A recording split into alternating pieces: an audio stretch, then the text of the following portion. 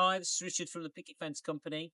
We're on site today. Got the opportunity to explain to you an alternative of on the front fixing, and that is when we put our panels between the posts. This is kind of the main decision before you sort of move ahead, whether you're going to put your panels on the front of your posts, between the posts, or actually even sometimes behind the post. And that's what we're going to do today. So one of the easiest ways of fixing your panels between your posts is to simply use a little corner bracket, which we supply with screws.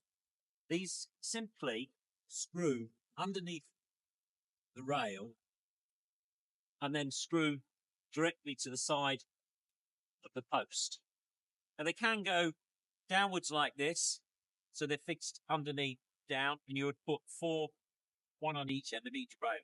Alternatively, you could fix the bracket to the post and then put the panel on top of it like that, which is slightly more discreet. So another alternative to fixing your panel between the posts is a post plate. So this is where we've got an additional pail shaped wood, so we can shape it the same as the top of the pails.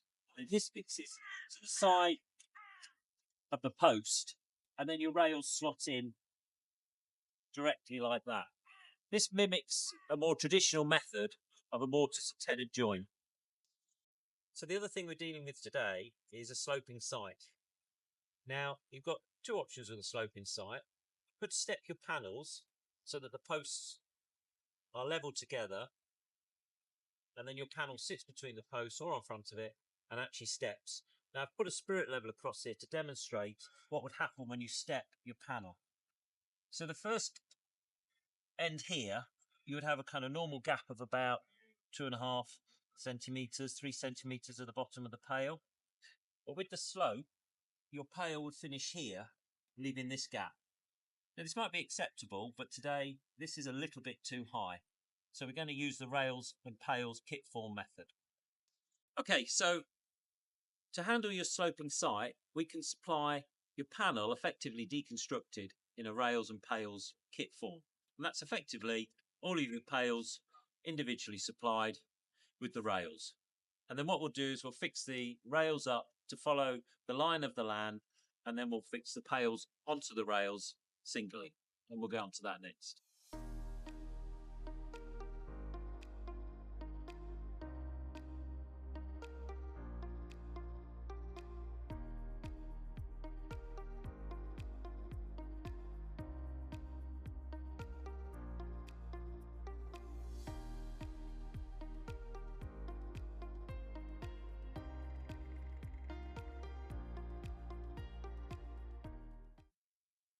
Okay, so we've now fixed our post plates to the insides of our posts.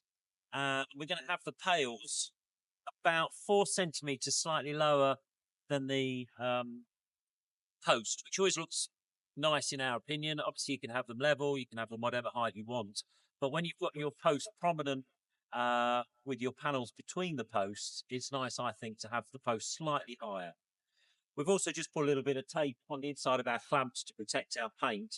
And then we've run a string line between the tops of the post plates so that we can gauge the angle that we're going to cut the rail slots into here.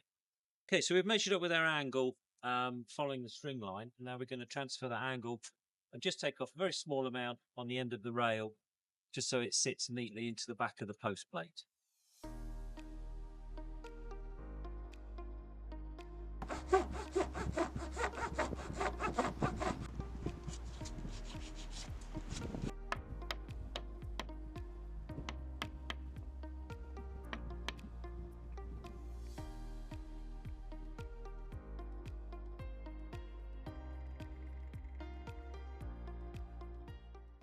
Okay, so we've got our rails in.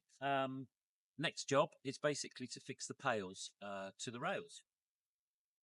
Okay, so we've fixed the string line from the top of our post plates. And these clamps are just holding it where it needs to be. And then all we're going to simply do is fix on a pail, bring it up to the line, just so it just obviously touches, clamp it, and we'll screw it. Okay, so we've put our first pail up. We're just going to check that it's level and it's going straight. And then basically we've got a handy little spacing bar that we shall use to get our spaces of 60 millimeters on this occasion, where we just hold that there, bring that up to there, and then fix it on like that. Okay, so we've got all the pails and the rails all assembled, all the tops of the screws are all touched up, job done. And that's what you get with the Picket Fence Company rails and pails job.